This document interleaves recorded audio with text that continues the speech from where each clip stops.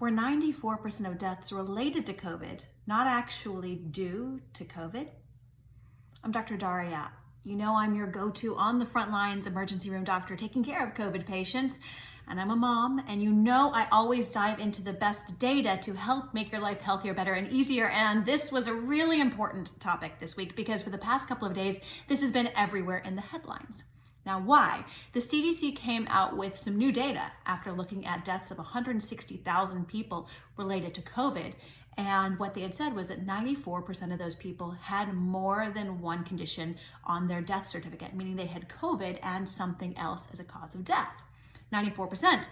Now, many people have interpreted that to mean that actually only 6% of people, since only 6% just had COVID, only 6% of people have actually died from COVID.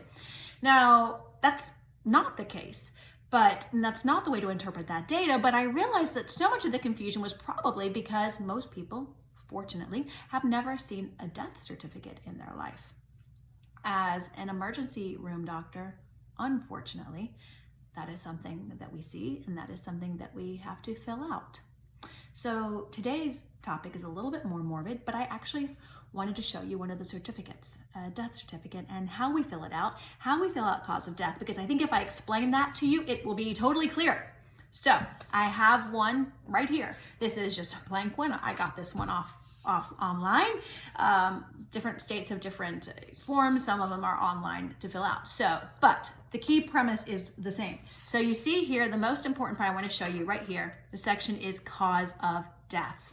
Now, you'll see what's really important on a death certificate is that we separate out the immediate cause of death, like truly what led to inadequate blood flow to the heart and brain and what we refer to as and what we know of as death in a person, from chronic conditions that may have contributed to cause of death. It's two entirely separate groups, so it's really important to note. And we separate it out on a death certificate. So this is immediate cause of death, due to, and this is something usually something a little bit longer standing, and then due to, and you can have all these other conditions. So say this immediate cause of death is what I refer to as often the kind of a final common pathway. There are only a few of these. Typically it is, cardiac arrest or cardiorespiratory arrest or respiratory failure or, massive blood loss. These are the sort of things that no matter how somebody unfortunately got to those points, those are kind of like the final points, again, that lead to that loss of blood flow to heart or brain. Now, those are, again, final common pathways. Pretty much everybody has one of those. But then they are due to. So as an example, say somebody comes in, unfortunately, and passes from a heart attack. So an example, it could be that their first line would have been cardiac arrest, secondary due to myocardial infarction or heart attack. And that would be something that they probably had in the last, anywhere 15 minutes to a few days. Third row, secondary or due to or contributed to by long-standing high blood pressure or long-standing diabetes. But you can see those are very different things. And on the death certificate and medically, we very much separate out immediate final common pathways, cardiac arrest, from a long-standing chronic condition such as hypertension. Now, say we filled this out for a hypothetical sad COVID passing. This could be first line, immediate cause of death was respiratory failure, but that may have been due to ARDS, acute respiratory distress syndrome, that they had had for a couple of days. That could have been due to COVID. So you would see now, again, that person would now have three things, but it was the COVID diagnosis that triggered the top two lines. So that's really important to note. Now that you understand how we fill this out, going back to the guidance. So what did the CDC do?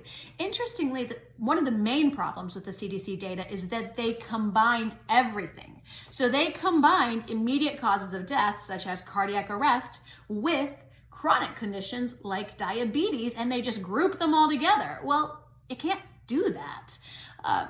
For one, again, remember, any death certificate, most doctors I know fill out, they have some final common pathway, even if it was just COVID that they had that triggered it. So most people have at least one thing, if not more than one thing. So I'm surprised that the number was only 94% that had more than one. I'm surprised it wasn't 100% of people that had more than one condition. Because again, you would expect even from a COVID-related death, they would have respiratory failure or something like that, some final common pathway, secondary COVID. So one, I'm surprised it wasn't just 100%. That doesn't mean that COVID didn't trigger whatever that final common pathway was. You cannot combine, when you're looking at all of these death rates, you cannot combine immediate causes and combine them with chronic causes. Cardiac arrest isn't a chronic cause of death. So really important to note. Secondarily, in the CDC data, they had about 48% of people that had other diagnoses. I had to look up these codes, but they're everything from chest pain to neonatal jaundice to medication effects. 48%. And I looked at them, there's no way to know, did those truly contribute to death? I have no idea. Should those have been counted in there as chronic conditions? I have no idea. No way to tell from the way that the data is organized. So what's a key takeaway is, again, the way the data is organized, where they combine chronic conditions with these immediate causes of death, means we have no way of knowing how much did those chronic conditions actually contribute. And you can't even tease it out because they have percentages and the percentages overlap. So we can't look at it. The big question remains is, of these 160,000 people, how many people died from COVID versus how many people died with COVID? That's the question we're trying to answer.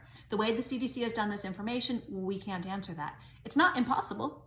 Somebody could go back through the death certificates, and what I would say they should do is remove out those immediate causes of death, because everybody has one of those pretty much.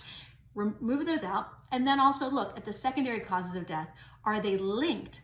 As in, did COVID actually trigger that immediate cause of death? That's what we need to know. That's how you'll know. And then just look at the chronic conditions.